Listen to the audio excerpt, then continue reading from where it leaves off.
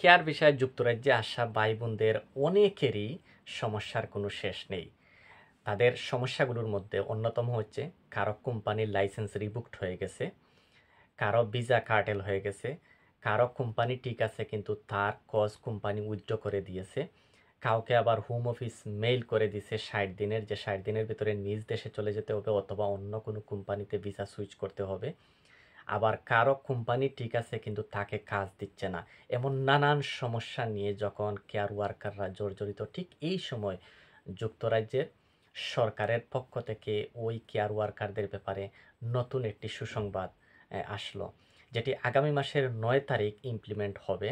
আর সেটি হচ্ছে যে বর্তমান ইংল্যান্ডে যত কেয়ার এজেন্সি রয়েছে অথবা কেয়ার হোম রয়েছে অথবা কেয়ার ওয়ার্কার সাপ্লায়ার কোম্পানি রয়েছে, প্রত্যেক কোম্পানিকে নির্দেশ দেওয়া হয়েছে তারা যখন নতুন করে তাদের কোম্পানিতে লোক রিক্রুইট করবে, তখন ইউকের ভেতরে থাকা যত কেয়ার ওয়ার্কার রয়েছে যাদের ভিসা ক্যান্সেল হয়ে গেছে, যাদের কোম্পানির লাইসেন্স রিভুক্ট হয়ে গেছে, যাদের কজ উইথড্র হয়ে গেছে, সব ক্যাটাগরির যারা এক কথায় ইতিমধ্যে ইউকের ভেতরে অবস্থান করতেছে কেয়ার ওয়ার্কার ভিসা নিয়ে, তাদেরকে প্রথম প্রায়োরিটি দিতে হবে ওই কোম্পানিগুলোকে।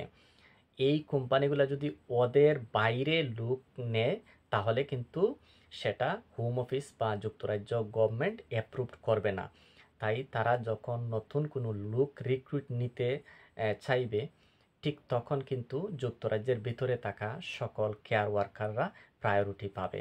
এবং সেটি হচ্ছে যদি আন্তর্জাতিক কোনো বা বিদেশ থেকে কোনো কর্মী তারা আনতে চায় এবং কজ ইস্যু করতে চায়, তখন হোম অফিস প্রথমেই যাচাই করবে যে তার এই কজের এগেনস্টে যুক্তরাজ্যের ভেতরে থাকা কেয়ার ওয়ার্কারদেরকে প্রায়োরিটি দেওয়া হয়েছে কি না।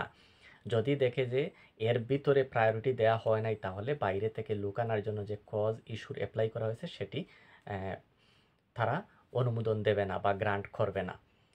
তাহলে এই নিউজটি যারা কেয়ার ওয়ার্কার হিসেবে যুক্তরাজ্যের ভিতরে ইতিমধ্যে অবস্থান করতেছে সকলের জন্য একটি আশার দিক আমার মনে হয়, এবং প্রত্যেকে আশা করি এই সুযোগটি কাজে লাগাবে। ধন্যবাদ সবাইকে।